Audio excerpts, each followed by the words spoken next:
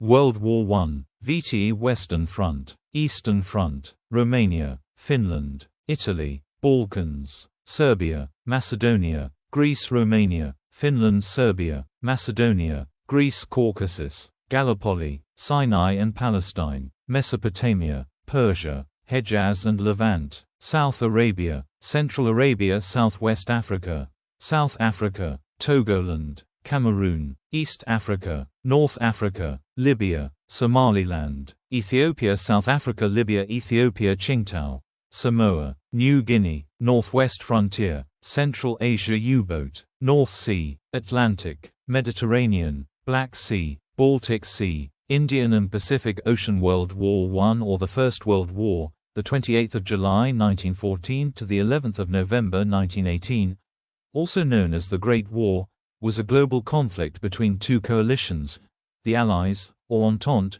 and the Central Powers. Fighting took place mainly in Europe and the Middle East, as well as in parts of Africa and the Asia-Pacific, and in Europe was characterized by trench warfare and the use of artillery, machine guns, and chemical weapons, gas. World War I was one of the deadliest conflicts in history, resulting in an estimated 9 million military dead and 23 million wounded, plus up to 8 million civilian deaths from causes including genocide, including the Armenian genocide. The movement of large numbers of people was a major factor in the Spanish flu pandemic, which killed millions. The causes of World War I included the rise of Germany and decline of the Ottoman Empire, which disturbed the balance of power in Europe, as well as increased economic competition between nations triggered by new waves of industrialization and imperialism. Growing tensions between the great powers and in the Balkans reached a breaking point on 28 June 1914, when a Bosnian Serb named Gavrilo Princip assassinated Archduke Franz Ferdinand, heir to the Austro-Hungarian throne. Austria-Hungary held Serbia responsible, and declared war on 28 July. Russia mobilized in Serbia's defense, and by 4 August, Germany, Russia, France, and the United Kingdom were drawn into the war, with the Ottomans joining in November of the same year. Germany's strategy in 1914 was to quickly defeat France, then to transfer its forces to the Russian front. However, this failed, and by the end of the year the Western Front consisted of a continuous line of trenches stretching from the English Channel to Switzerland. The Eastern Front was more dynamic, but neither side could gain a decisive advantage, despite costly offensives. Italy, Bulgaria, Romania, Greece and others joined in from 1915 onward. In April 1917, the United States entered the war on the Allied side following Germany's resumption of unrestricted submarine warfare against Atlantic shipping. Later that year, the Bolsheviks seized power in the Russian October Revolution.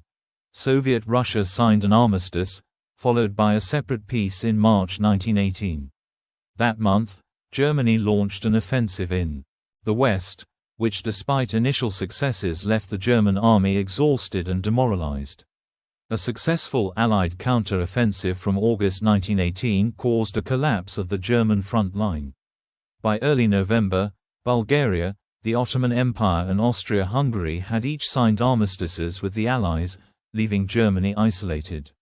Facing a revolution at home, Kaiser Wilhelm II abdicated on 9 November, and the war ended with the armistice of 11 November 1918. The Paris Peace Conference of 1919–1920 imposed settlements on the defeated powers, most notably the Treaty of Versailles, by which Germany lost significant territories, was disarmed, and was required to pay large war reparations to the Allies. The dissolution of the Russian, German, Austro-Hungarian, and Ottoman empires redrew national boundaries and resulted in the creation of new independent states, including Poland, Finland, the Baltic states, Czechoslovakia, and Yugoslavia. The League of Nations was established to maintain world peace, but its failure to manage instability during the interwar period contributed to the outbreak of World War II in 1939.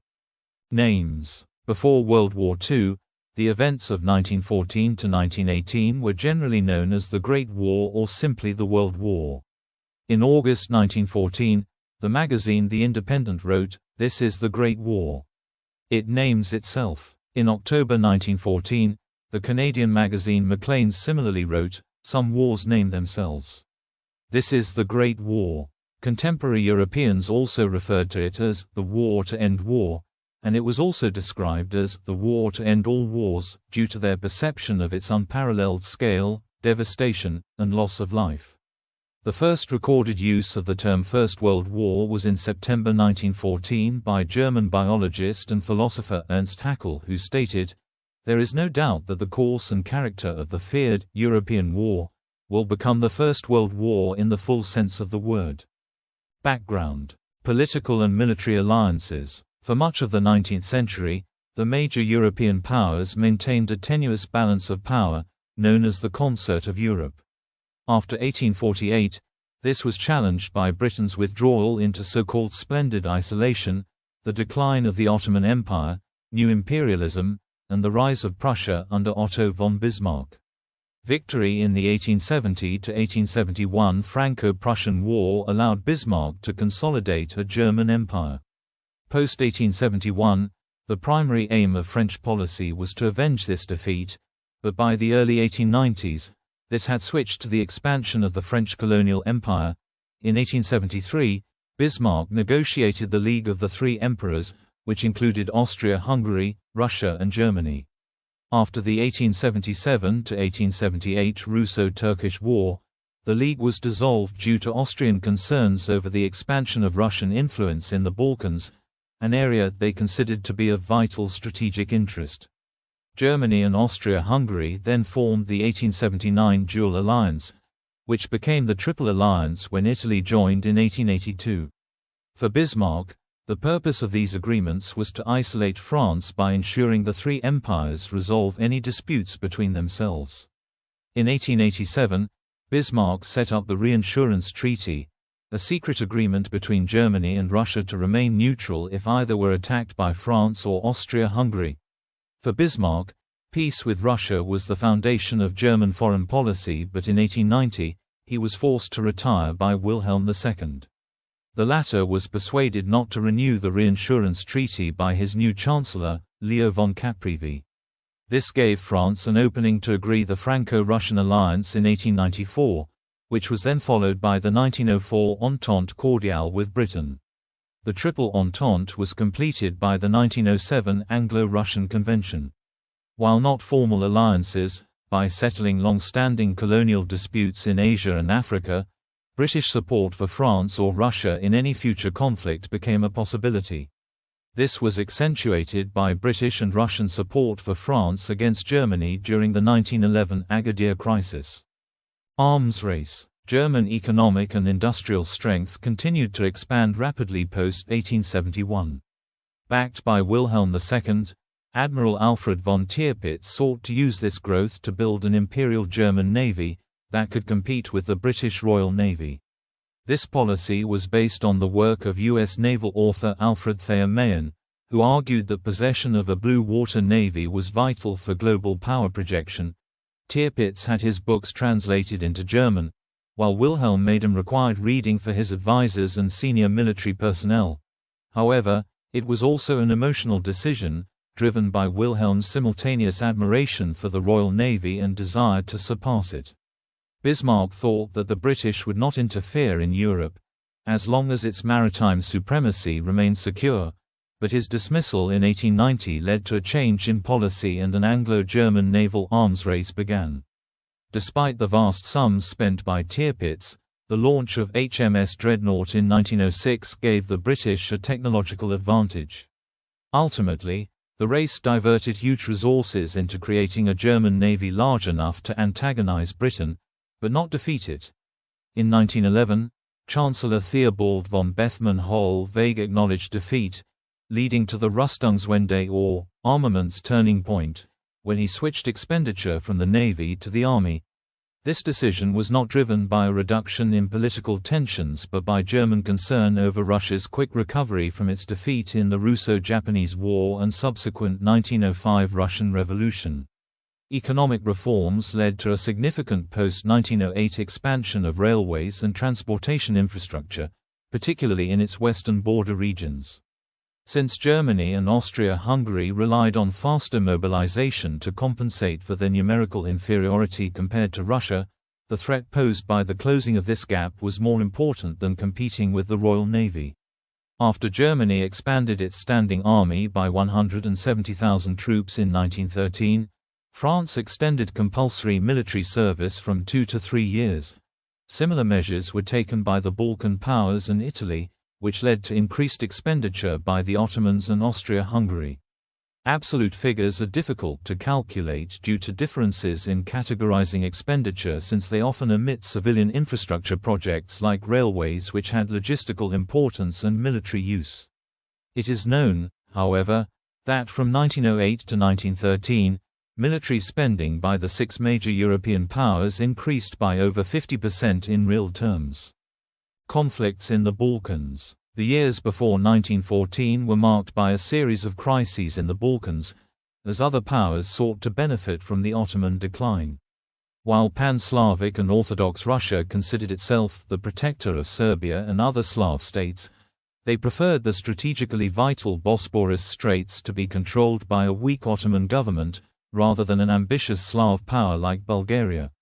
Russia had ambitions in northeastern Anatolia, while its clients had overlapping claims in the Balkans. These competing interests divided Russian policymakers and added to regional instability. Austrian statesmen viewed the Balkans as essential for the continued existence of their empire and saw Serbian expansion as a direct threat. The 1908–1909 Bosnian crisis began when Austria annexed the former Ottoman territory of Bosnia and Herzegovina, which it had occupied since 1878. Timed to coincide with the Bulgarian declaration of independence from the Ottoman Empire, this unilateral action was denounced by the European powers, but accepted as there was no consensus on how to resolve the situation. Some historians see this as a significant escalation, ending any chance of Austria cooperating with Russia in the Balkans, while also damaging diplomatic relations between Serbia and Italy. Tensions increased after the 1911–1912 Italo-Turkish War demonstrated Ottoman weakness and led to the formation of the Balkan League, an alliance of Serbia, Bulgaria, Montenegro, and Greece. The League quickly overran most of the Ottomans' territory in the Balkans during the 1912–1913 First Balkan War, much to the surprise of outside observers. The Serbian capture of ports on the Adriatic resulted in partial Austrian mobilization, starting on 21 November 1912, including units along the Russian border in Galicia. The Russian government decided not to mobilize in response, unprepared to precipitate a war. The great powers sought to reassert control through the 1913 Treaty of London, which had created an independent Albania while enlarging the territories of Bulgaria, Serbia, Montenegro and Greece. However, disputes between the victors sparked the 33-day Second Balkan War, when Bulgaria attacked Serbia and Greece on 16 June 1913. It was defeated, losing most of Macedonia to Serbia and Greece, and southern Dobruja to Romania. The result was that even countries which benefited from the Balkan Wars, such as Serbia and Greece, felt cheated of the rightful gains, while for Austria it demonstrated the apparent indifference with which other powers viewed their concerns, including Germany. This complex mix of resentment, nationalism and insecurity helps explain why the pre-1914 Balkans became known as the powder keg of Europe. Prelude. Sarajevo assassination. On 28 June 1914, Archduke Franz Ferdinand of Austria, heir presumptive to Emperor Franz Joseph I of Austria, visited Sarajevo, the capital of the recently annexed Bosnia and Herzegovina. Cvjetko Popović, Gavrilo Princip, Nedeljko Kabranović, Trifko Grabes, Vaso Kubrilović, Bosnian Serbs, and Muhammad Mehmed Basic, from the Bosniaks community, from the movement known as Young Bosnia, took up positions along the Archduke's motorcade route, to assassinate him. Supplied with arms by extremists within the Serbian Black Hand intelligence organization, they hoped his death would free Bosnia from Austrian rule. Kabranović threw a grenade at the Archduke's car and injured 2 of his aides. The other assassins were also unsuccessful. An hour later, As Ferdinand was returning from visiting the injured officers in hospital, his car took a wrong turn into a street where Gavrilo Princip was standing. He fired 2 pistol shots, fatally wounding Ferdinand and his wife Sophie. According to historian Zbynek Zeman, in Vienna, the event almost failed to make any impression whatsoever. On 28 and 29 June, the crowds listened to music and drank wine, as if nothing had happened. Nevertheless, the impact of the murder of the heir to the throne was significant, and has been described by historian Christopher Clark as a 9/11 effect, a terrorist event charged with historic meaning, transforming the political chemistry in Vienna. Expansion of violence in Bosnia and Herzegovina. Austro-Hungarian authorities encouraged subsequent anti-Serb riots in Sarajevo. Violent actions against ethnic Serbs were also organized outside Sarajevo. In other cities in Austro-Hungarian-controlled Bosnia and Herzegovina, Croatia and Slovenia. Austro-Hungarian authorities in Bosnia and Herzegovina imprisoned approximately 5,500 prominent Serbs, 700 to 2,200 of whom died in prison. A further 460 Serbs were sentenced to death. A predominantly Bosniak special militia known as the Schutzkorps was established, and carried out the persecution of Serbs. July Crisis. The assassination initiated the July Crisis, a month of diplomatic maneuvering between Austria-Hungary, Germany, Russia, France and Britain. Believing that Serbian intelligence helped organize Franz Ferdinand's murder, Austrian officials wanted to use the opportunity to end their interference in Bosnia and saw war as the best way of achieving this. However, the Foreign Ministry had no solid proof of Serbian involvement. On the 23rd of July, Austria delivered an ultimatum to Serbia, listing 10 demands made intentionally unacceptable to provide an excuse for starting hostilities. Serbia ordered general mobilization on the 25th of July, but accepted all the terms, except for those empowering Austrian representatives to suppress subversive elements inside Serbia, and take part in the investigation and trial of Serbians linked to the assassination. Claiming this amounted to rejection, Austria broke off diplomatic relations and ordered partial mobilization the next day. On the 28th of July, they declared war on Serbia and began shelling Belgrade. Russia ordered general mobilization in support of Serbia on the 30th of July. Anxious to ensure backing from the SPD political opposition by presenting Russia as the aggressor, German Chancellor Bethmann Hollweg delayed the commencement of war preparations until the 31st of July. That afternoon, the Russian government were handed a note requiring them to cease all war measures against Germany and Austria-Hungary within 12 hours. A further German demand for neutrality was refused by the French, who ordered general mobilization but delayed declaring war. The German General Staff had long assumed they faced a war on 2 fronts. The Schlieffen Plan envisaged using 80% of the army to defeat France, then switching to Russia. Since this required them to move quickly, mobilization orders were issued that afternoon.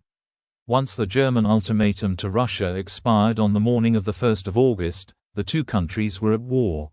At a meeting on the 29th of July, the British cabinet had narrowly decided its obligations to Belgium under the 1839 Treaty of London did not require it to oppose a German invasion with military force. However, Prime Minister Asquith and his senior cabinet ministers were already committed to supporting France, the Royal Navy had been mobilized, and public opinion was strongly in favor of intervention. On the 31st of July, Britain sent notes to Germany and France, asking them to respect Belgian neutrality. France pledged to do so, but Germany did not reply.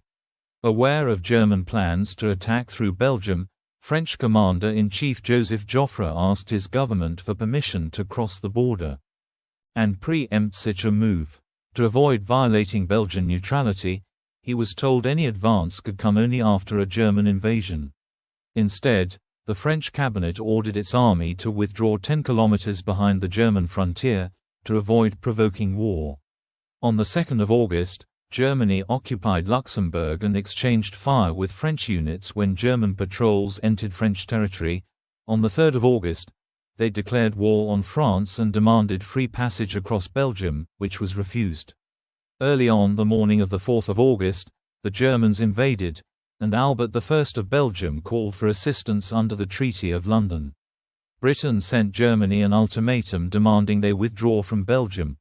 When this expired at midnight, without a response, the two empires were at war.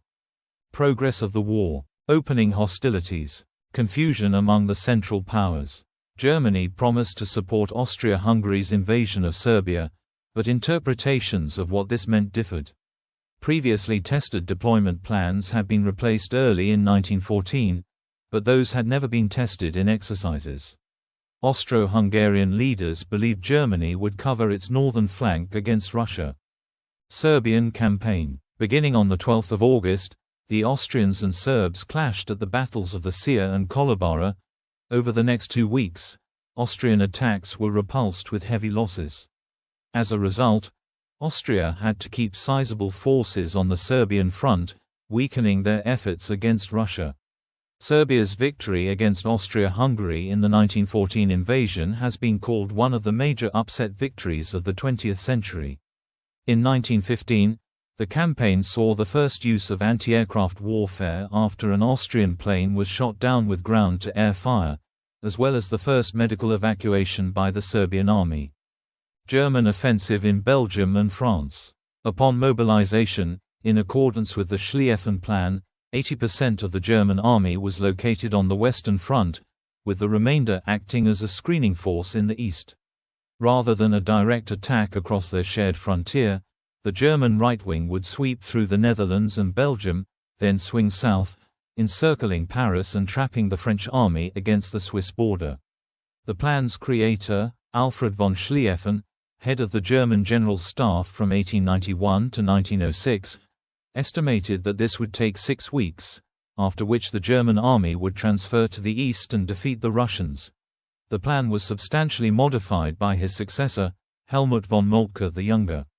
Under Schlieffen, 85% of German forces in the west were assigned to the right wing, with the remainder holding along the frontier. By keeping his left wing deliberately weak, he hoped to lure the French into an offensive into the lost provinces of Alsace-Lorraine, which was the strategy envisaged by their Plan 17. However, Moltke grew concerned that the French might push too hard on his left flank, and as the German army increased in size from 1908 to 1914, he changed the allocation of forces between the two wings to 70-30. He also considered Dutch neutrality essential for German trade and cancelled the incursion into the Netherlands, which meant any delays in Belgium threatened the viability of the plan. Historian Richard Holmes argues that these changes meant the right wing was not strong enough to achieve decisive success. The initial German advance in the west was very successful. By the end of August, the Allied left, which included the British Expeditionary Force, BEF, was in full retreat, and the French offensive in Alsace-Lorraine was a disastrous failure, with casualties exceeding 260,000. German planning provided broad strategic instructions while allowing army commanders considerable freedom in carrying them out at the front, but von Kluck used this freedom to disobey orders, opening a gap between the German armies as they closed on Paris. The French army, reinforced by the British Expeditionary Corps, seized this opportunity to counterattack and push the German army 40 to 80 kilometers back. Both armies were then so exhausted that no decisive move could be implemented, so they settled in trenches, with the vain hope of breaking through as soon as they could build local superiority. In 1911, the Russian Stavka agreed with the French to attack Germany within 15 days of mobilization, 10 days before the Germans had anticipated, although it meant the two Russian armies that entered East Prussia on the 17th of August did so without many of their support elements. By the end of 1914, German troops held strong defensive positions inside France, controlled the bulk of France's domestic coalfields, and inflicted 230,000 more casualties than it lost itself. However, communications problems and questionable command decisions cost Germany the chance of a decisive outcome, while it had failed to achieve the primary objective of avoiding a long, two-front war. As was apparent to several German leaders, this amounted to a strategic defeat. Shortly after the First Battle of the Marne, Crown Prince Wilhelm told an American reporter, "We have lost the war." It will go on for a long time, but lost it is already. Asia and the Pacific. On 30 August 1914, New Zealand occupied German Samoa, now Samoa. On the 11th of September, the Australian Naval and Military Expeditionary Force landed on the island of New Britain, then part of German New Guinea. On 28 October, the German cruiser SMS Emden sank the Russian cruiser Zhemchug in the Battle of Penang. Japan declared war on Germany before seizing territories in the Pacific, which later became the South Seas Mandate, as well as German treaty ports on the Chinese Shandong Peninsula at Qingdao. After Vienna refused to withdraw its cruiser SMS Kaiserin Elizabeth from Qingdao, Japan declared war on Austria-Hungary, and the ship was sunk in November 1914. Within a few months, Allied forces had seized all German territories in the Pacific, leaving only isolated commerce raiders and a few holdouts in New Guinea. African campaigns. Some of the first clashes of the war involved British, French, and German colonial forces in Africa. On the 6th to the 7th of August, French and British troops invaded the German protectorates of Togoland and Cameroon. On the 10th of August, German forces in Southwest Africa attacked South Africa. Sporadic and fierce fighting continued for the rest of the war. The German colonial forces in German East Africa, led by Colonel Paul von Lettow-Vorbeck, fought a guerrilla warfare campaign and only surrendered 2 weeks after the armistice took effect in Europe. Indian support for the Allies. Before the war, Germany had attempted to use Indian nationalism and pan-Islamism to its advantage, a policy continued post-1914 by instigating uprisings in India, while the Niedermeyer-Hentig expedition urged Afghanistan to join the war on the side of Central Powers. However, contrary to British fears of a revolt in India, the outbreak of the war saw a reduction in nationalist activity. Leaders from the Indian National Congress and other groups believed support for the British war effort would hasten Indian Home Rule, a promise allegedly made explicit in 1917 by Edwin Montagu, the Secretary of State for India. In 1914, the British Indian Army was larger than the British Army itself, and between 1914 and 1918 an estimated 1.3 million Indian soldiers and labourers served in Europe, Africa, and the Middle East. In all, 140,000 soldiers served on the Western Front and nearly 700,000 in the Middle East, with 47,746 killed and 65,126 wounded. The suffering engendered by the war, as well as the failure of the British government to grant self-government to India afterward, bred disillusionment, resulting in the campaign for full independence led by Mahatma Gandhi. Western Front 1914–1916. Trench warfare begins. Pre-war military tactics that had emphasized open warfare and individual riflemen proved obsolete when confronted with conditions prevailing in 1914. Technological advances allowed the creation of strong defensive systems largely impervious to massed infantry advances, such as barbed wire, machine guns and above all far more powerful artillery, which dominated the battlefield and made crossing open ground extremely difficult. Both sides struggled to develop tactics for breaching entrenched positions without heavy casualties. In time, technology enabled the production of new offensive weapons, such as gas warfare and the tank. After the First Battle of the Marne in September 1914, Allied and German forces unsuccessfully tried to outflank each other, a series of maneuvers later known as the Race to the Sea. By the end of 1914, the opposing forces confronted each other along an uninterrupted line of entrenched positions from the Channel to the Swiss border.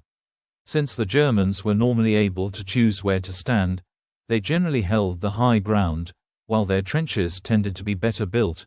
Those constructed by the French and English were initially considered temporary, only needed until an offensive would destroy the German defenses. Both sides tried to break the stalemate using scientific and technological advances. On the 22nd of April 1915, at the Second Battle of Ypres, the Germans, violating the Hague Convention, used chlorine gas for the first time on the Western Front. Several types of gas soon became widely used by both sides, and though it never proved a decisive, battle-winning weapon, it became one of the most feared and best remembered horrors of the war. Continuation of trench warfare. In February 1916, the Germans attacked French defensive positions at the Battle of Verdun, lasting until December 1916. Casualties were greater for the French, but the Germans bled heavily as well, with anywhere from 700,000 to 975,000 casualties between the two combatants. Verdun became a symbol of French determination and self-sacrifice. The Battle of the Somme was an Anglo-French offensive from July to November 1916. The opening day on 1 July 1916 was the bloodiest single day in the history of the British Army, which suffered 57,500 casualties, including 19,200 dead. As a whole, the Somme offensive led to an estimated 420,000 British casualties, along with 200,000 French and 500,000 Germans. The diseases that emerged in the trenches were a major killer on both sides. The living conditions led to disease and infection, such as trench foot, lice, typhus, trench fever, and the Spanish flu.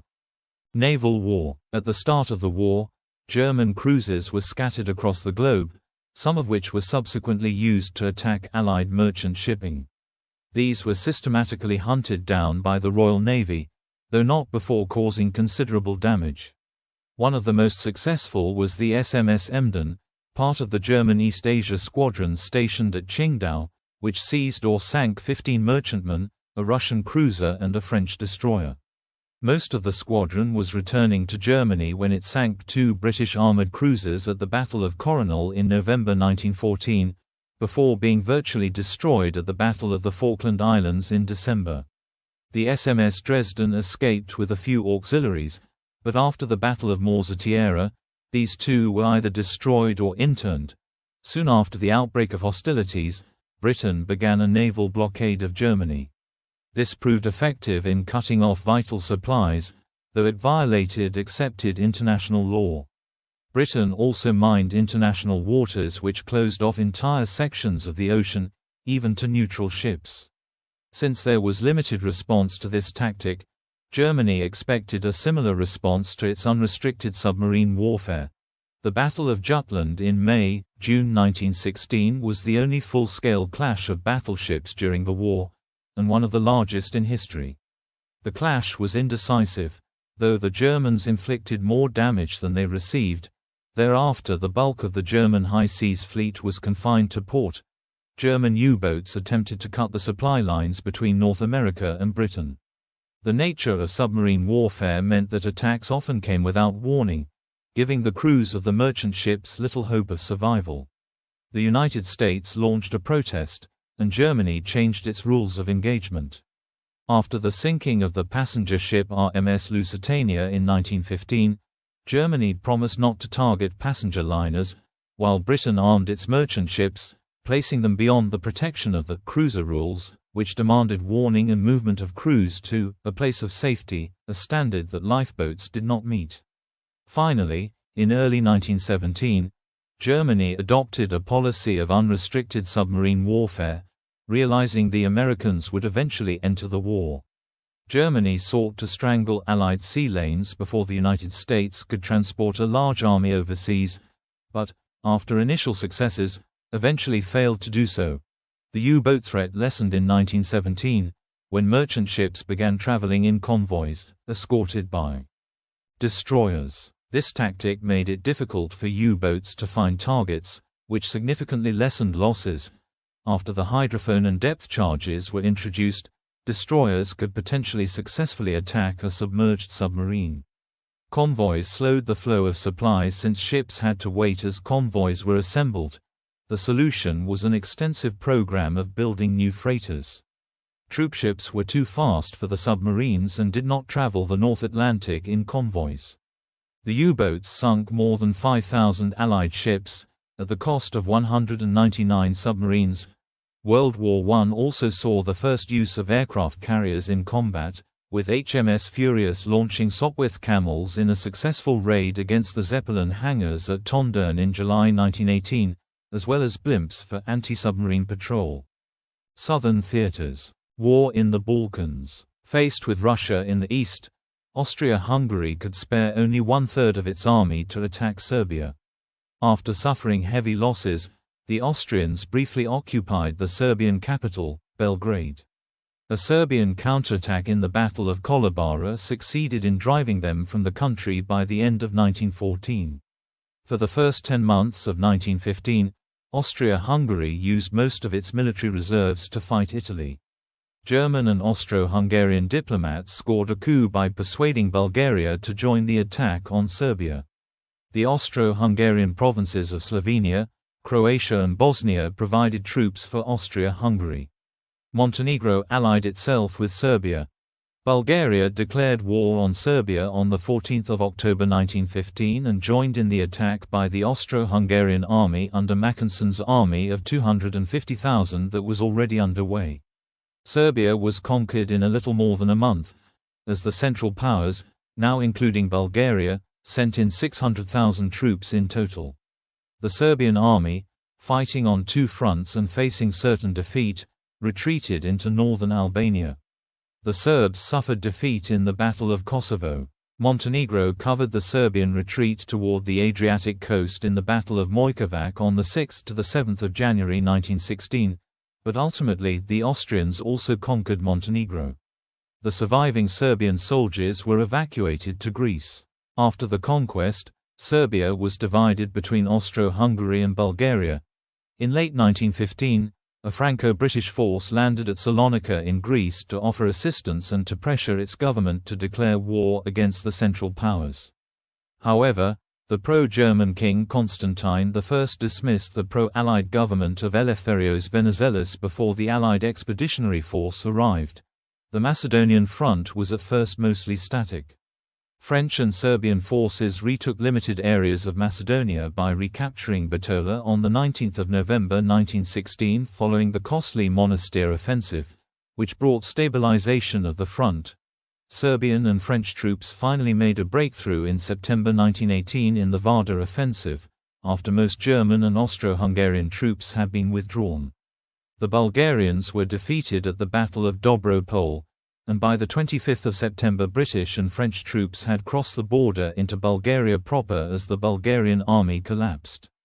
Bulgaria capitulated 4 days later, on 29 September 1918. The German High Command responded by dispatching troops to hold the line, but these forces were too weak to re-establish a front. The disappearance of the Macedonian front meant that the road to Budapest and Vienna was now open to Allied forces. Hindenburg and Ludendorff concluded that the strategic and operational balance had now shifted decidedly against the Central Powers and, a day after the Bulgarian collapse, insisted on an immediate peace settlement. Ottoman Empire. The Ottomans threatened Russia's Caucasian territories and Britain's communications with India via the Suez Canal. The Ottoman Empire took advantage of the European powers' preoccupation with the war and conducted large-scale ethnic cleansing of the Armenian, Greek, and Assyrian Christian populations, the Armenian Genocide, Greek Genocide, and Sappho respectively. The British and French opened overseas fronts with the Gallipoli, 1915, and Mesopotamian campaigns, 1914. In Gallipoli, the Ottoman Empire successfully repelled the British, French, and Australian and New Zealand Army Corps, Anzacs. In Mesopotamia, by contrast, after the defeat of the British defenders in the Siege of Kut by the Ottomans, 1915–1916, British imperial forces reorganized and captured Baghdad in March 1917. The British were aided in Mesopotamia by local Arab and Assyrian fighters, while the Ottomans employed local Kurdish and Turkoman tribes. The Suez Canal was defended from Ottoman attacks in 1915 and 1916. In August 1916, a German and Ottoman force was defeated at the Battle of Romani by the Anzac Mounted Division and the 52nd, Lowland, Infantry Division. Following this victory, an Egyptian expeditionary force advanced across the Sinai Peninsula, pushing Ottoman forces back in the Battle of Magdaba in December and the Battle of Rafah on the border between the Egyptian Sinai and Ottoman Palestine in January 1917. Russian armies generally had success in the Caucasus campaign. Enver Pasha, supreme commander of the Ottoman armed forces, dreamed of reconquering Central Asia and areas that had been previously lost to Russia. He was, however, a poor commander. He launched an offensive against the Russians in the Caucasus in December 1914 with 100,000 troops, insisting on a frontal attack against mountainous Russian positions in winter. He lost 86% of his force at the Battle of Sarikamish. General Yudenich, the Russian commander from 1915 to 1916, drove the Turks out of most of the southern Caucasus. The Ottoman Empire, with German support, invaded Persia, modern Iran, in December 1914 to cut off British and Russian access to petroleum reservoirs around Baku. Persia, ostensibly neutral, had long been under British and Russian influence. The Ottomans and Germans were aided by Kurdish and Azeri forces, together with a large number of major Iranian tribes, while the Russians and British had the support of Armenian and Assyrian forces. The Persian campaign lasted until 1918 and ended in failure for the Ottomans and their allies. However, the Russian withdrawal from the war in 1917 led Armenian and Assyrian forces to be cut off from supply lines, outnumbered, outgunned and isolated, forcing them to fight and flee towards British lines in northern Mesopotamia. The Arab Revolt, instigated by the British Foreign Office, started in June 1916 with the Battle of Mecca, led by Sharif Hussein.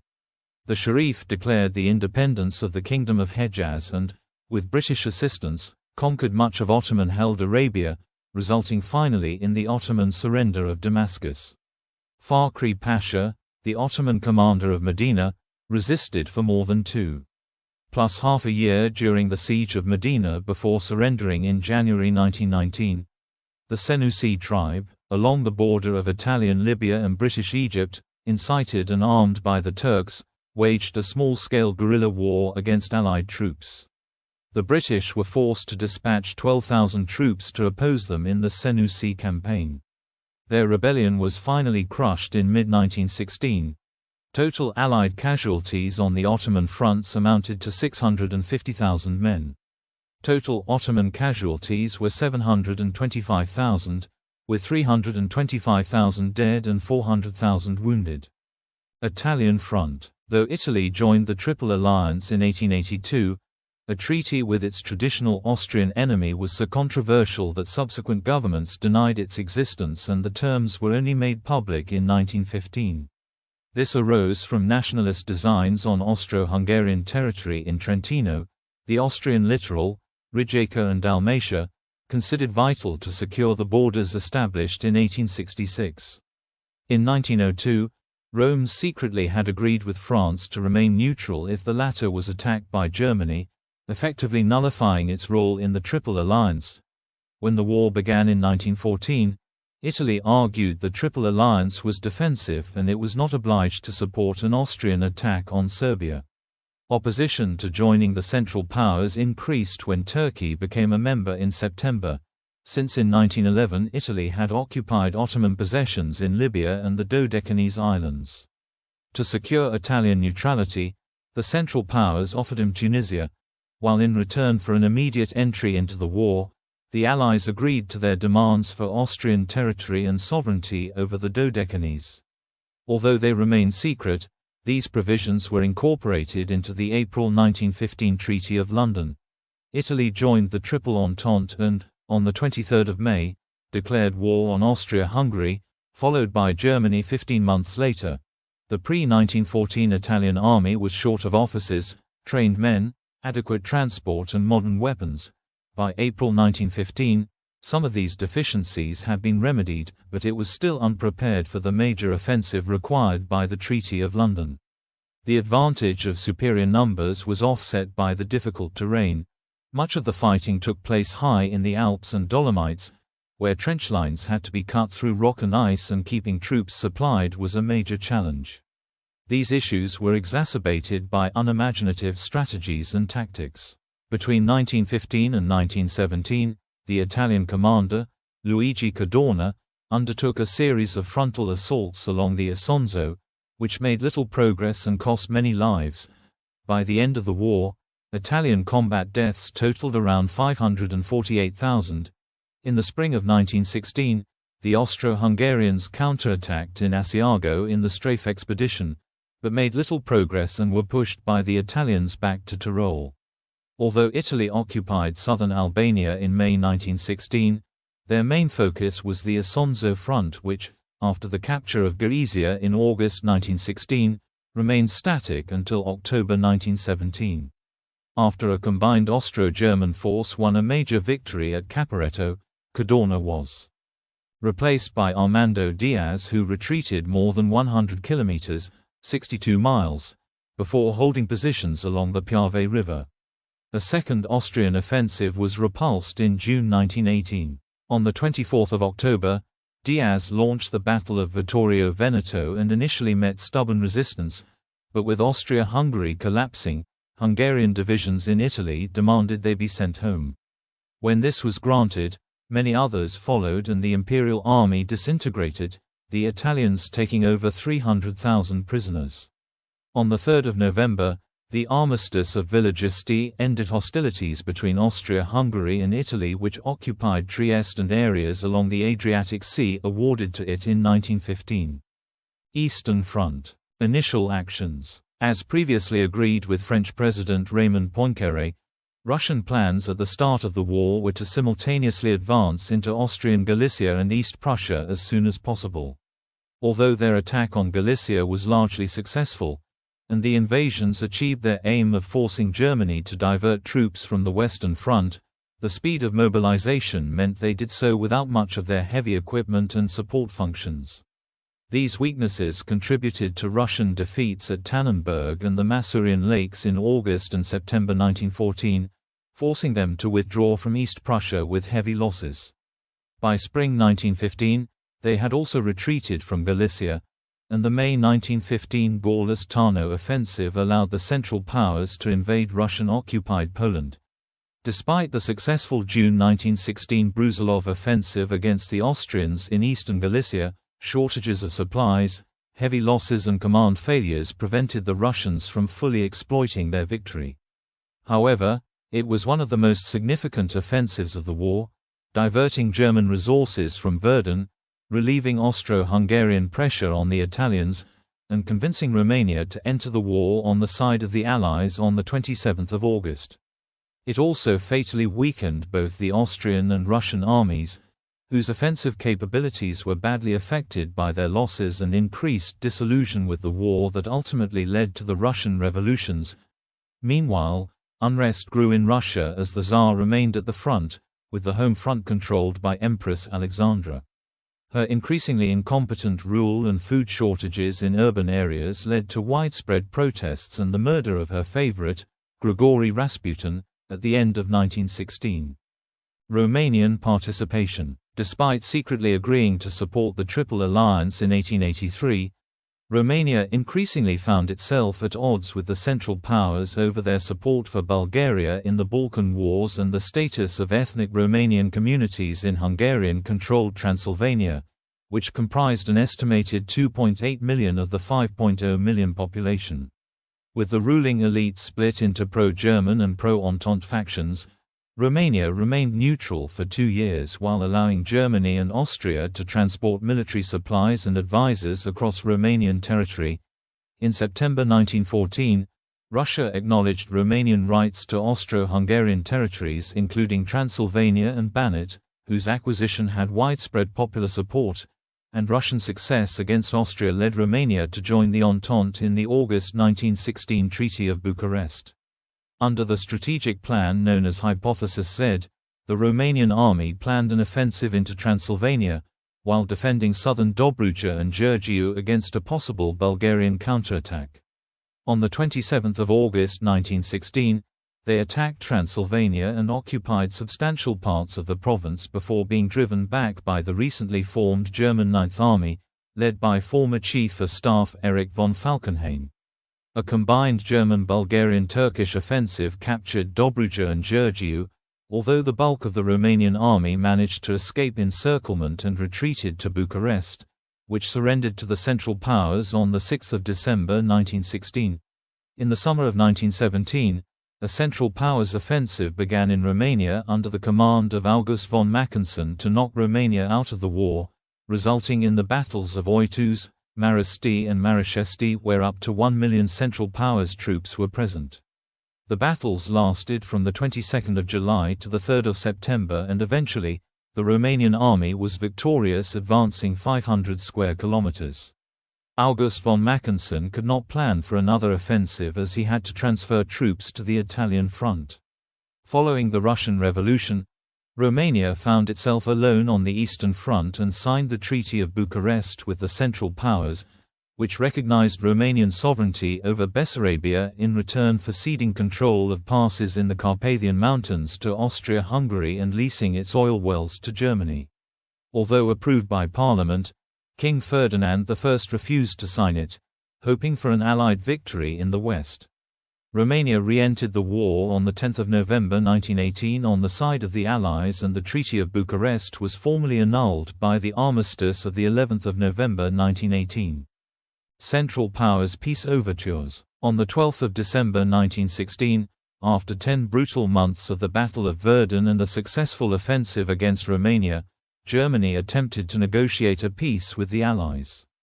However, this attempt was rejected out of hand as a duplicitous war ruse. U.S. President Woodrow Wilson attempted to intervene as a peacemaker, asking for both sides to state their demands. Lloyd George's War Cabinet considered the German offer to be a ploy to create divisions among the Allies. After initial outrage and much deliberation, they took Wilson's note as a separate effort, signaling that the U.S. was on the verge of entering the war against Germany following the submarine outrages. While the Allies debated a response to Wilson's offer, the Germans chose to rebuff it in favor of a direct exchange of views. Learning of the German response, the Allied governments were free to make clear demands in their response of 14 January. They sought restoration of damages, the evacuation of occupied territories, reparations for France, Russia and Romania, and a recognition of the principle of nationalities. The Allies sought guarantees that would prevent or limit future wars. The negotiations failed and the Entente powers rejected the German offer on the grounds of honor, and noted Germany had not put forward any specific proposals.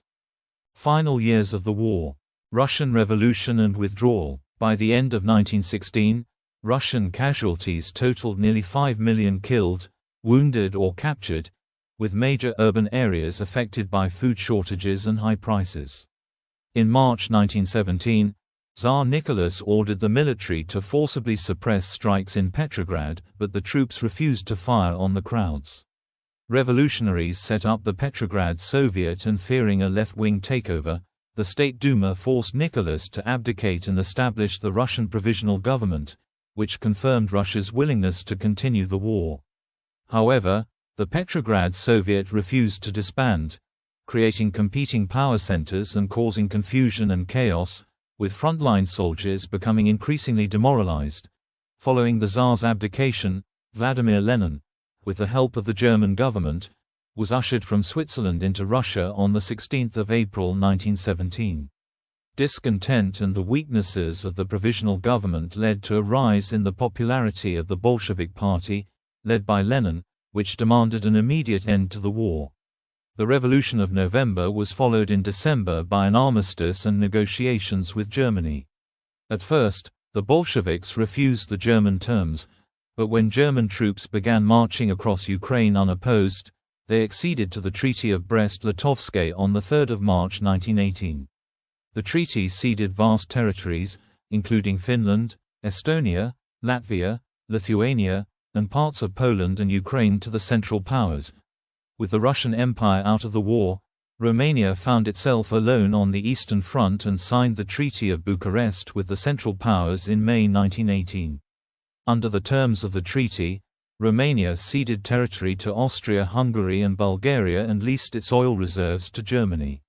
However, the terms also included the Central Powers' recognition of the Union of Bessarabia with Romania. United States enters the war. The United States was a major supplier of war material to the Allies but remained neutral in 1914, in large part due to domestic opposition. The most significant factor in creating the support Wilson needed was the German submarine offensive, which not only cost American lives but paralyzed trade as ships were reluctant to put to sea. On 6 April 1917, Congress declared war on Germany as an associated power of the Allies. The U.S. Navy sent a battleship group to Scapa Flow to join the Grand Fleet, and provided convoy escorts. In April 1917, the U.S. Army had fewer than 300,000 men, including National Guard units, compared to British and French armies of 4.1 and 8.3 million respectively. The Selective Service Act of 1917 drafted 2.8 million men, though training and equipping such numbers was a huge logistical challenge. By June 1918, over 667,000 members of the American Expeditionary Forces (AEF) were transported to France, a figure which reached 2 million by the end of November. Despite his conviction that Germany must be defeated, Wilson went to war to ensure the U.S. played a leading role in shaping the peace, which meant preserving the AEF as a separate military force, rather than being absorbed into British or French units as his allies wanted. He was strongly supported by AEF Commander General John J. Pershing, a proponent of pre-1914 open warfare, who considered the French and British emphasis on artillery misguided and incompatible with American offensive spirit. Much to the frustration of his allies, who had suffered heavy losses in 1917, he insisted on retaining control of American troops, and refused to commit them to the front line until able to operate as independent units. As a result, the first significant U.S. involvement was the Meuse-Argonne offensive in late September 1918. Nivelle offensive, April to May 1917. In December 1916, Robert Nivelle replaced Pétain as commander of French armies on the Western Front and began planning a spring attack in Champagne, part of a joint Franco-British operation. Poor security meant German intelligence was well informed on tactics and timetables, but despite this, when the attack began on 16 April, the French made substantial gains, before being brought to a halt by the newly built and extremely strong defences of the Hindenburg Line. Nivelle persisted with frontal assaults and, by 25 April, the French had suffered nearly 135,000 casualties, including 30,000 dead, most incurred in the first 2 days. Concurrent British attacks at Arras were more successful, though ultimately of little strategic value. Operating as a separate unit for the first time, the Canadian Corps capture of Vimy Ridge is viewed by many Canadians as a defining moment in creating a sense of national identity.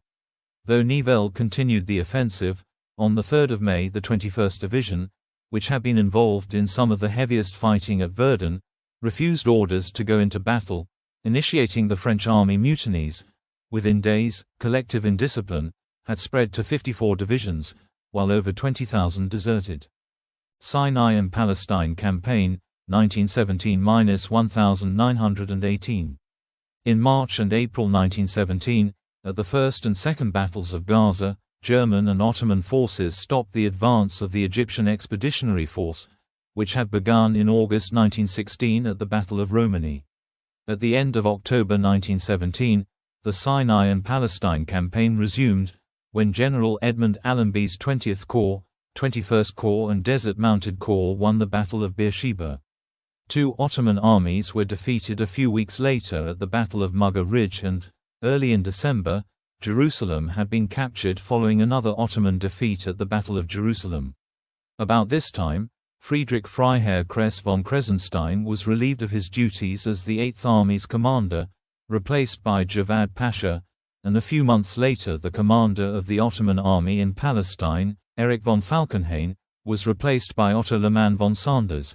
In early 1918, the front line was extended and the Jordan Valley was occupied, following the First Transjordan and the Second Transjordan attacks by British Empire forces in March and April 1918.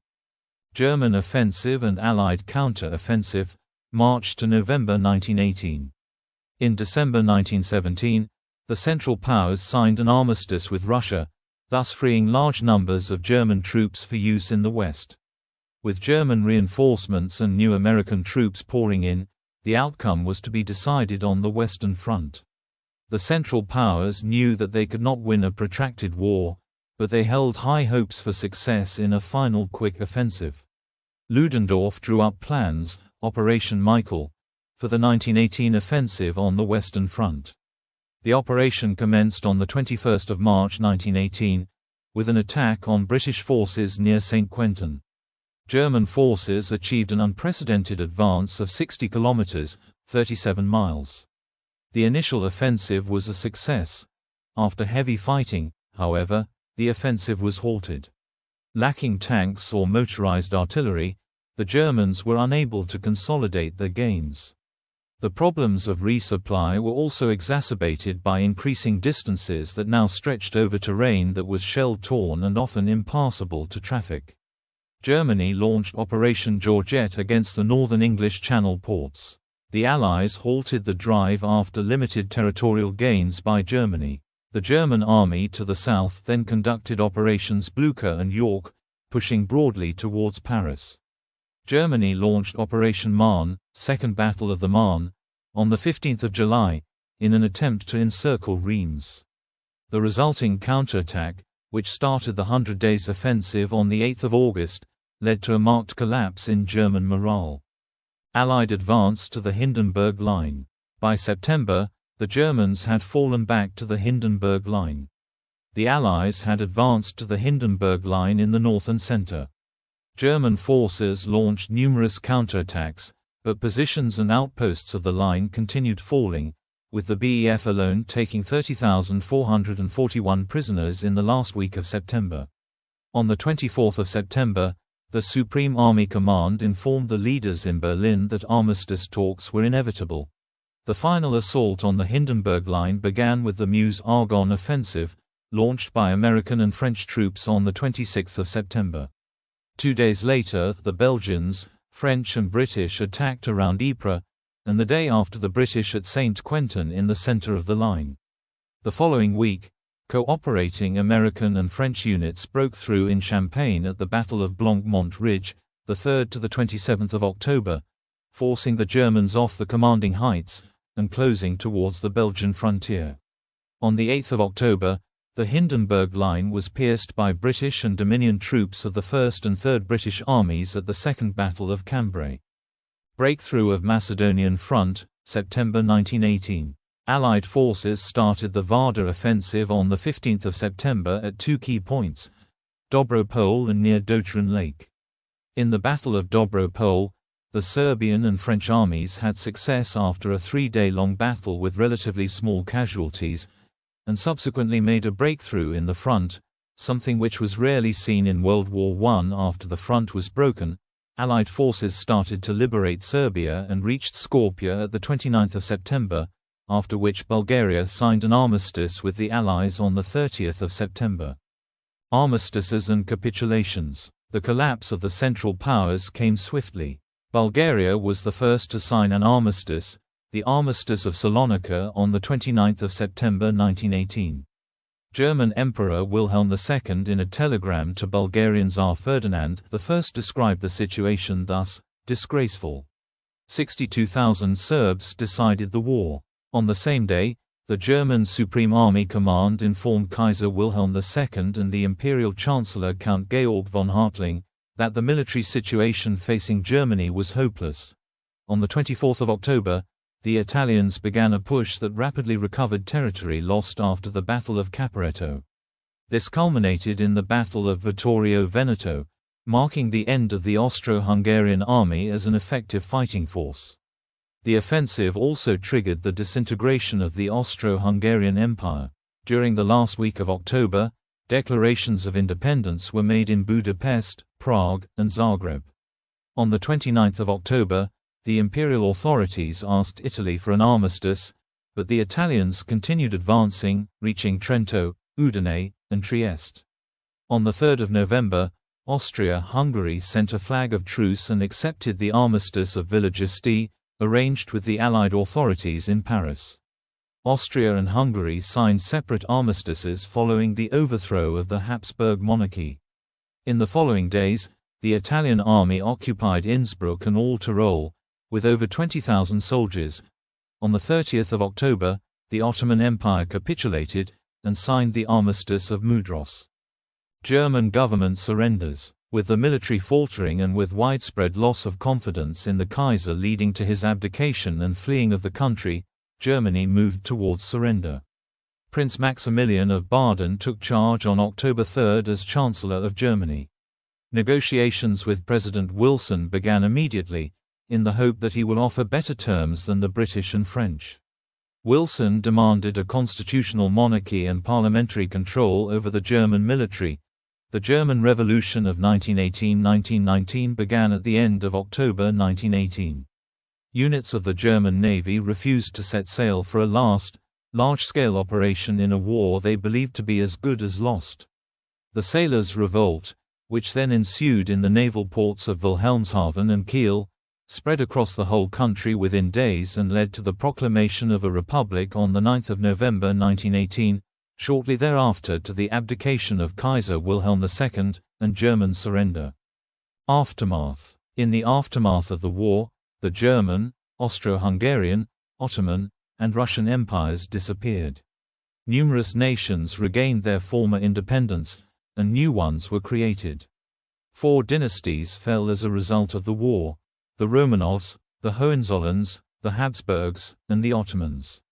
Belgium and Serbia were badly damaged, as was France, with 1.4 million soldiers dead, not counting other casualties. Germany and Russia were similarly affected. Formal end of the war. A formal state of war between the two sides persisted for another 7 months, until the signing of the Treaty of Versailles with Germany on 28 June 1919. The U.S. Senate did not ratify the treaty despite public support for it, and did not formally end its involvement in the war until the Knox-Porter Resolution was signed on 2 July 1921 by President Warren G. Harding. For the British Empire, the state of war ceased under the provisions of the Termination of the Present War, Definition, Act 1918 concerning Germany on 10 January 1920. Austria on 16 July 1920. Bulgaria on 9 August 1920. Hungary on 26 July 1921. Turkey on 6 August 1924. Some war memorials date the end of the war as being when the Versailles Treaty was signed in 1919, which was when many of the troops serving abroad finally returned home. By contrast, most commemorations of the war's end concentrate on the armistice of the 11th of November 1918. Peace treaties and national boundaries. The Paris Peace Conference imposed a series of peace treaties on the Central Powers, officially ending the war. The 1919 Treaty of Versailles dealt with Germany and, building on Wilson's 14th point, established the League of Nations on 28 June 1919.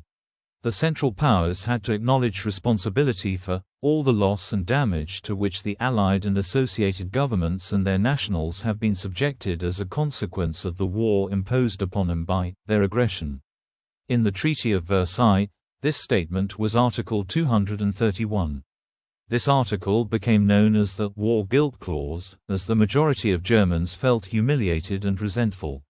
The Germans felt they had been unjustly dealt with by what they called the Diktat of Versailles.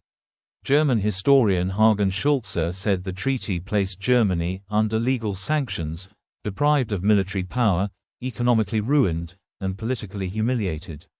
Belgian historian Laurens van Wypersele emphasizes the central role played by memory of the war and the Versailles Treaty in German politics in the 1920s and 1930s. Active denial of war guilt in Germany and German resentment at both reparations and continued Allied occupation of the Rhineland made widespread revision of the meaning and memory of the war problematic. The legend of the stab in the back, and the wish to revise the Versailles Diktat, and the belief in an international threat aimed at the elimination of the German nation persisted at the heart of German politics. Even a man of peace such as Stresemann publicly rejected German guilt. As for the Nazis, they waved the banners of domestic treason and international conspiracy in an attempt to galvanize the German nation into a spirit of revenge. Like a fascist Italy, Nazi Germany sought to redirect the memory of the war to the benefit of its policies. Meanwhile, new nations liberated from German rule viewed the treaty as a recognition of wrongs committed against small nations by much larger aggressive neighbors. Austria-Hungary was partitioned into several successor states, largely but not entirely along ethnic lines. Apart from Austria and Hungary, Czechoslovakia, Italy, Poland, Romania and Yugoslavia received territories from the dual monarchy. The formerly separate and autonomous Kingdom of Croatia-Slavonia was incorporated into Yugoslavia. The details were contained in the treaties of Saint-Germain-en-Laye and Trianon. As a result, Hungary lost 64% of its total population, decreasing from 20.9 million to 7.6 million, and losing 31%. 3.3 out of 10.7 million of its ethnic Hungarians. According to the 1910 census, speakers of the Hungarian language included approximately 54% of the entire population of the Kingdom of Hungary. Within the country, numerous ethnic minorities were present: 16.1% Romanians, 10.5% Slovaks, 10.4% Germans, 2.5% Ruthenians, 2.5% Serbs and 8% others. Between 1920 and 1924, 354,000 Hungarians fled former Hungarian territories attached to Romania, Czechoslovakia, and Yugoslavia. The Russian Empire lost much of its western frontier as the newly independent nations of Estonia, Finland, Latvia, Lithuania, and Poland were carved from it. Romania took control of Bessarabia in April 1918. National identities. After 123 years, Poland re-emerged as an independent country.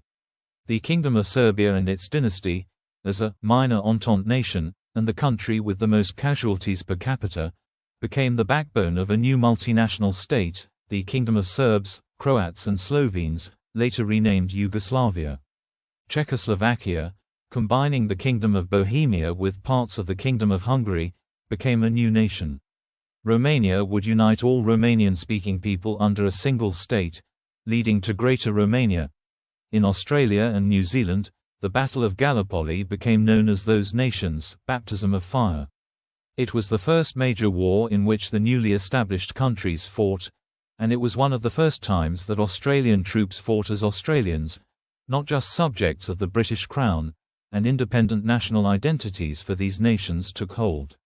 Anzac Day, commemorating the Australian and New Zealand Army Corps, ANZAC, celebrates this defining moment. In the aftermath of World War I, Greece fought against Turkish nationalists led by Mustafa Kemal, a war that eventually resulted in a massive population exchange between the two countries under the Treaty of Lausanne. According to various sources, several 100,000 Greeks died during this period, which was tied in with the Greek genocide. Casualties. Of the 60 million European military personnel who were mobilized from 1914 to 1918, an estimated 8 million were killed, 7 million were permanently disabled, and 15 million were seriously injured. Germany lost 15.1% of its active male population, Austria-Hungary lost 17.1%, and France lost 10.5%. France mobilized 7.8 million men, of which 1.4 million died and 3.2 million were injured.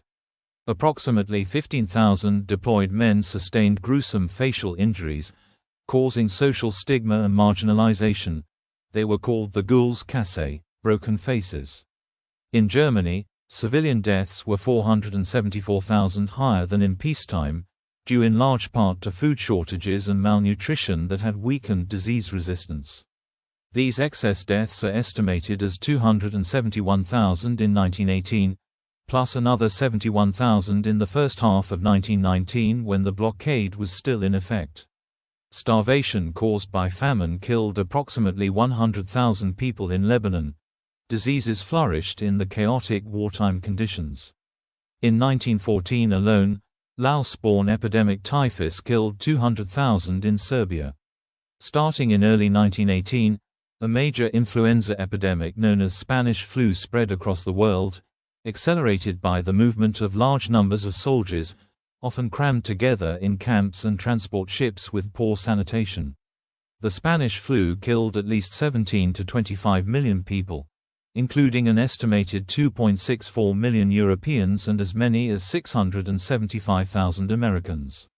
Between 1915 and 1926, An epidemic of encephalitis lethargica affected nearly 5 million people worldwide.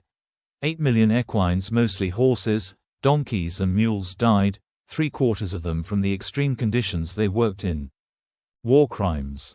Chemical weapons in warfare. The German army was the first to successfully deploy chemical weapons during the Second Battle of Ypres, April to May 1915, after German scientists under the direction of Fritz Haber at the Kaiser Wilhelm Institute developed a method to weaponize chlorine.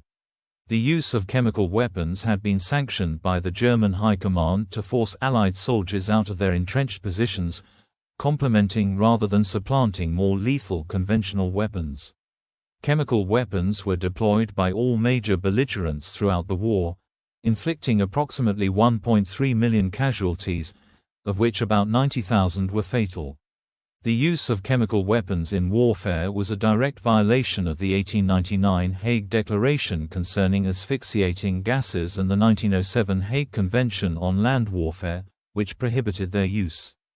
Genocides by the Ottoman Empire. The ethnic cleansing of the Ottoman Empire's Armenian population, including mass deportations and executions, during the final years of the Ottoman Empire is considered genocide. The Ottomans carried out organized and systematic massacres of the Armenian population at the beginning of the war and manipulated acts of Armenian resistance by portraying them as rebellions to justify further extermination. In early 1915, several Armenians volunteered to join the Russian forces, and the Ottoman government used this as a pretext to issue the Tasir Law on deportation, which authorized the deportation of Armenians from the empire's eastern provinces to Syria between 1915 and 1918. The Armenians were intentionally marched to death, and a number were attacked by Ottoman brigands. While the exact number of deaths is unknown, the International Association of Genocide Scholars estimates around 1.5 million.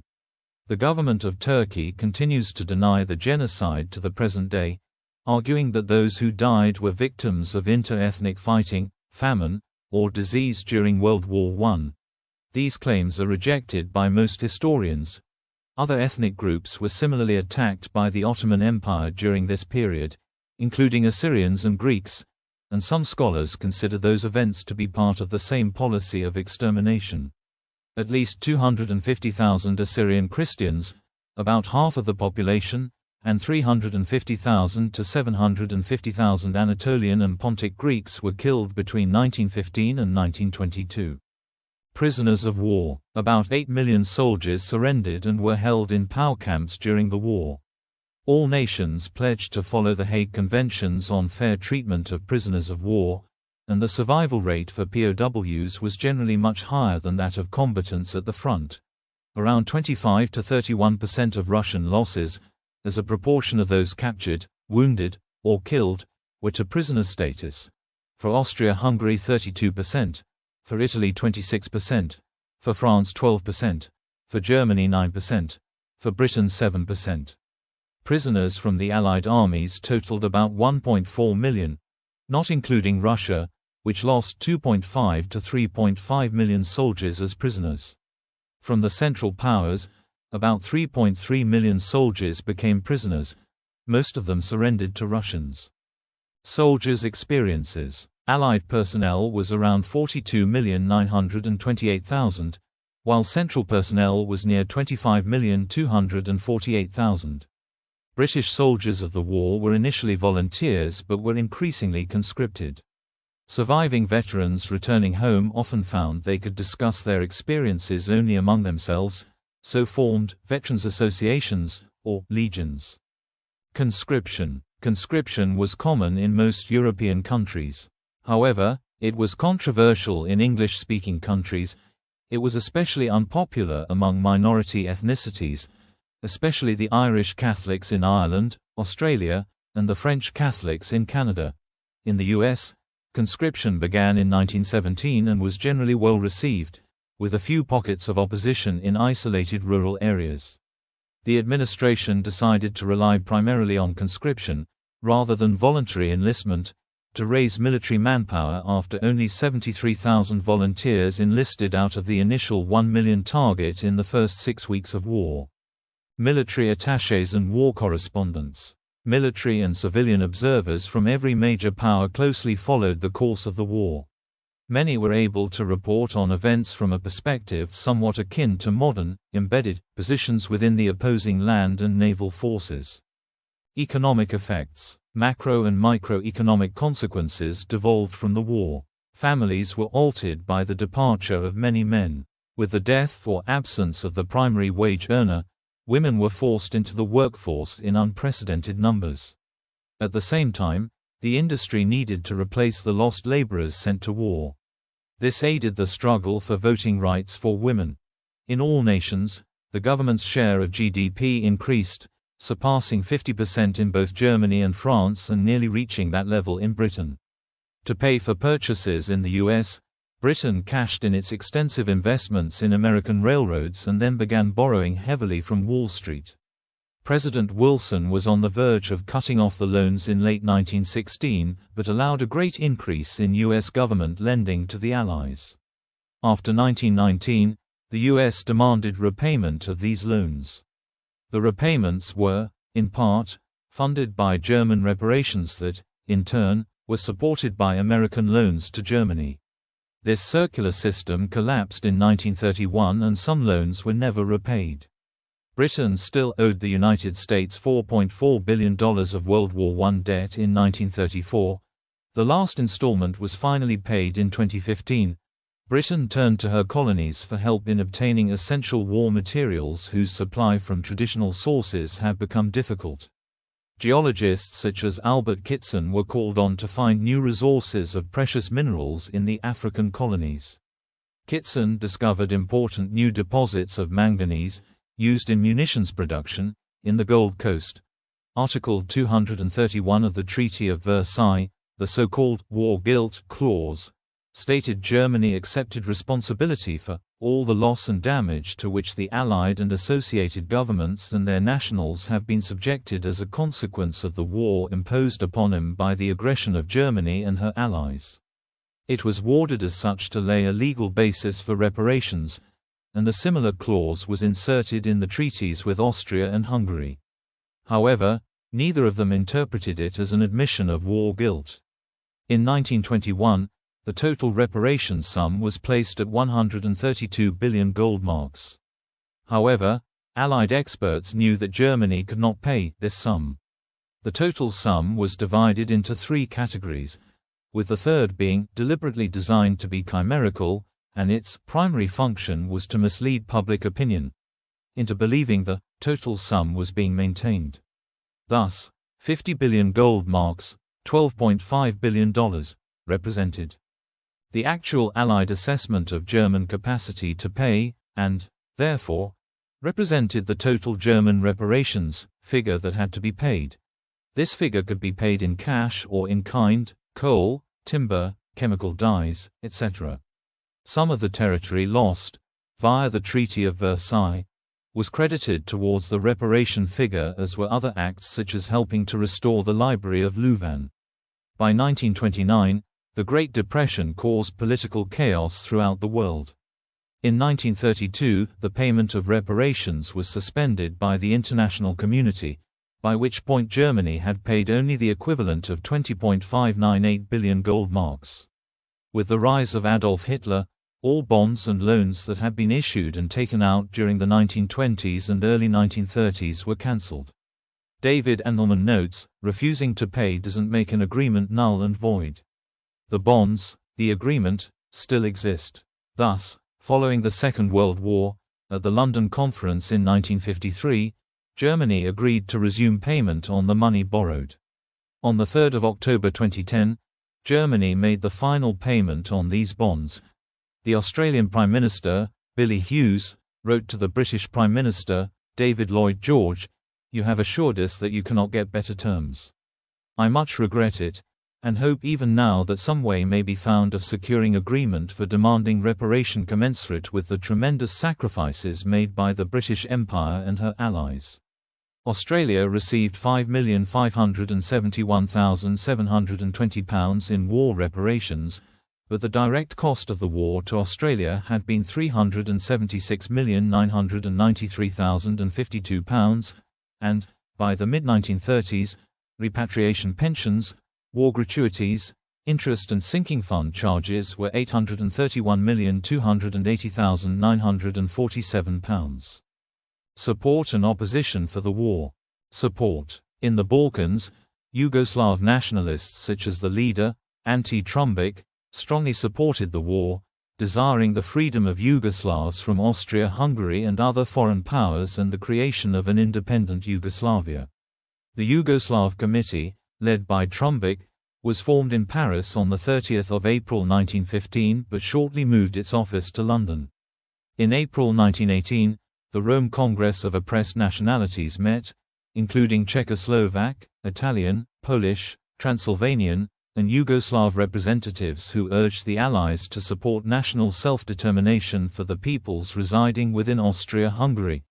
In the Middle East, Arab nationalism soared in Ottoman territories in response to the rise of Turkish nationalism during the war, with Arab nationalist leaders advocating the creation of a pan-Arab state. In 1916, the Arab Revolt began in Ottoman-controlled territories of the Middle East to achieve independence. In East Africa, Iyasu V of Ethiopia was supporting the Dervish state who were at war with the British in the Somaliland campaign.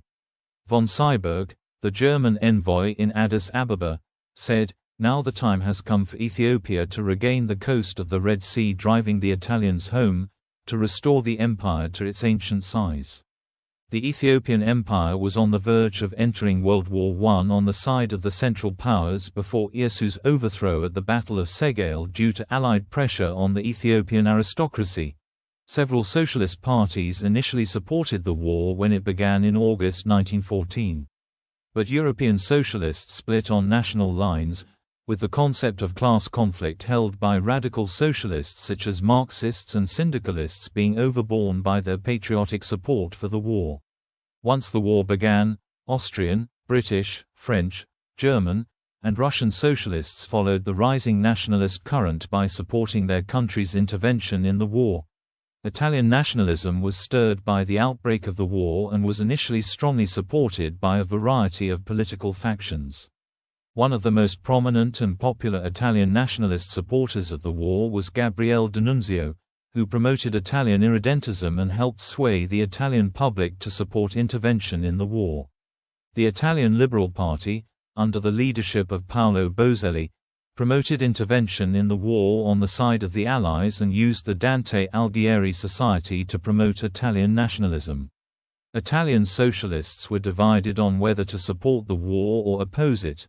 Some were militant supporters of the war, including Benito Mussolini and Leonida Bissolati. However, the Italian Socialist Party decided to oppose the war after anti-militarist protesters were killed, resulting in a general strike called Red Week. The Italian Socialist Party purged itself of pro-war nationalist members, including Mussolini. Mussolini formed the pro-interventionist Il Popolo d'Italia and the Fasci Rivoluzionario d'Azione Internazionalista, Revolutionary Fasci for International Action, in October 1914 that later developed into the Fasci Italiani di Combattimento in 1919, the origin of fascism. Mussolini's nationalism enabled him to raise funds from Ansaldo, an armaments firm, and other companies to create Il Popolo d'Italia to convince socialists and revolutionaries to support the war. Patriotic funds. On both sides, there was large-scale fundraising for soldiers' welfare, their dependents and those injured. The nailmen were a German example. Around the British Empire, there were many patriotic funds, including the Royal Patriotic Fund Corporation, Canadian Patriotic Fund, Queensland Patriotic Fund and, by 1919, there were 983 funds in New Zealand. At the start of the next World War, the New Zealand funds were reformed, having been criticised as overlapping, wasteful and abused, but 11 were still functioning in 2002. Opposition. Many countries jailed those who spoke out against the conflict. These included Eugene Debs in the US and Bertrand Russell in Britain. In the US, the Espionage Act of 1917 and Sedition Act of 1918 made it a federal crime to oppose military recruitment or make any statements deemed disloyal. Publications at all critical of the government were removed from circulation by postal censors, and many served long prison sentences for statements of fact deemed unpatriotic. Several nationalists opposed intervention, particularly within states that the nationalists were hostile to. Although the vast majority of Irish people consented to participate in the war in 1914 and 1915, a minority of advanced Irish nationalists had staunchly opposed taking part.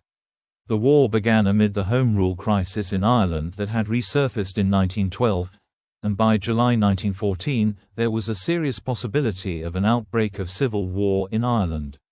Irish nationalists and Marxists attempted to pursue Irish independence, culminating in the Easter Rising of 1916, with Germany sending 20,000 rifles to Ireland to stir unrest in Britain. The British government placed Ireland under martial law in response to the Easter Rising. Though once the immediate threat of revolution had dissipated, the authorities did try to make concessions to nationalist feeling. However, opposition to involvement in the war increased in Ireland, resulting in the conscription crisis of 1918. Other opposition came from conscientious objectors, some socialist, some religious, who had refused to fight. In Britain, 16,000 people asked for conscientious objector status. Some of them, most notably prominent peace activist Stephen Hobhouse, refused both military and alternative service.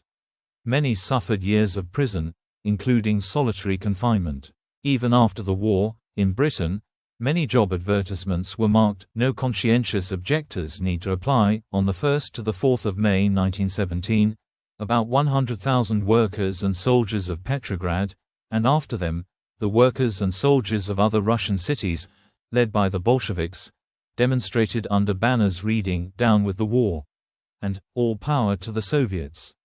The mass demonstrations resulted in a crisis for the Russian Provisional Government. In Milan, in May 1917, Bolshevik revolutionaries organized and engaged in rioting calling for an end to the war, and managed to close down factories and stop public transportation. The Italian army was forced to enter Milan with tanks and machine guns to face Bolsheviks and anarchists, who fought violently until May 23 when the army gained control of the city. Almost 50 people, including 3 Italian soldiers, were killed and over 800 people were arrested. Technology. World War I began as a clash of 20th-century technology and 19th-century tactics, with the inevitably large ensuing casualties. By the end of 1917, however, the major armies had modernized and were making use of telephone, wireless communication, armored cars, tanks, especially with the advent of the prototype tank, Little Willie, and aircraft. Artillery also underwent a revolution. In 1914, cannons were positioned in the front line and fired directly at their targets.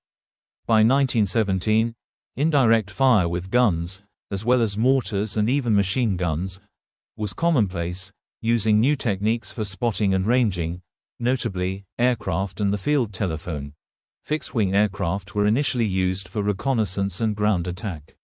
To shoot down enemy planes, anti-aircraft guns and fighter aircraft were developed. Strategic bombers were created, principally by the Germans and British, though the former used Zeppelins as well. Towards the end of the conflict, aircraft carriers were used for the first time, with HMS Furious launching Sopwith Camels in a raid to destroy the Zeppelin hangars at Tonda in 1918. Diplomacy. The non-military diplomatic and propaganda interactions among the nations were designed to build support for the cause or to undermine support for the enemy.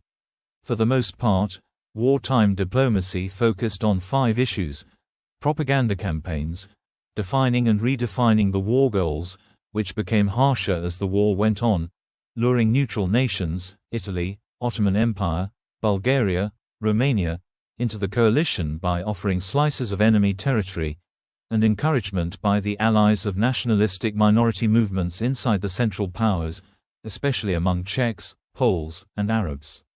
In addition, multiple peace proposals were coming from neutrals, or one side or the other. None of them progressed very far. Legacy and memory. Memorials. Memorials were built in thousands of villages and towns.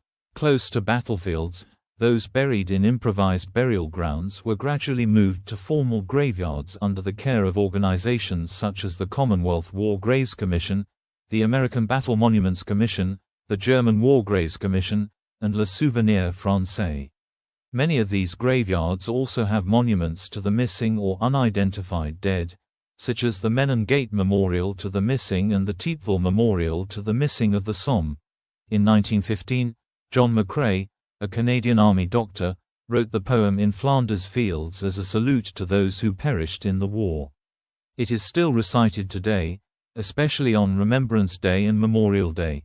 National World War I Museum and Memorial in Kansas City, Missouri, is a memorial dedicated to all Americans who served in World War I. The Liberty Memorial was dedicated on 1 November 1921. The British government budgeted substantial resources to the commemoration of the war during the period 2014 to 2018. The lead body is the Imperial War Museum. On 3 August 2014, French President François Hollande and German President Joachim Gauck together marked the centenary of Germany's declaration of war on France by laying the first stone of a memorial in Viel-Armand, known in German as Hartmannswillerkopf, for French and German soldiers killed in the war. As part of commemorations for the centenary of the 1918 armistice, French President Emmanuel Macron and German Chancellor Angela Merkel visited the site of the signing of the Armistice of Compiègne and unveiled a plaque to reconciliation. Historiography. Strange, friend, I said. Here is no cause to mourn. None, said the other, save the undone years. The first efforts to comprehend the meaning and consequences of modern warfare began during the initial phases of the war and are still underway more than a century later. Teaching World War I has presented special challenges. When compared with World War II, the First World War is often thought to be a wrong war fought for the wrong reasons. It lacks the metanarrative of good versus evil that characterizes retellings of the Second World War. Lacking recognizable heroes and villains, it is often taught thematically, invoking simplified tropes that obscure the complexity of the conflict. Historian Heather Jones argues that the historiography has been reinvigorated by a cultural turn in the 21st century. Scholars have raised entirely new questions regarding military occupation, radicalization of politics, race, medical science, gender and mental health.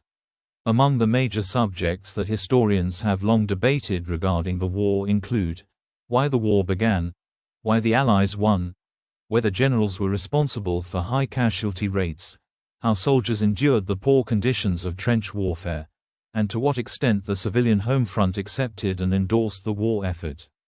Unexploded ordnance. As late as 2007, unexploded ordnance at battlefield sites like Verdun and Somme continued to pose a danger. In France and Belgium, locals who discover caches of unexploded munitions are assisted by weapons disposal units. In some places, plant life has still not recovered from the effects of the war.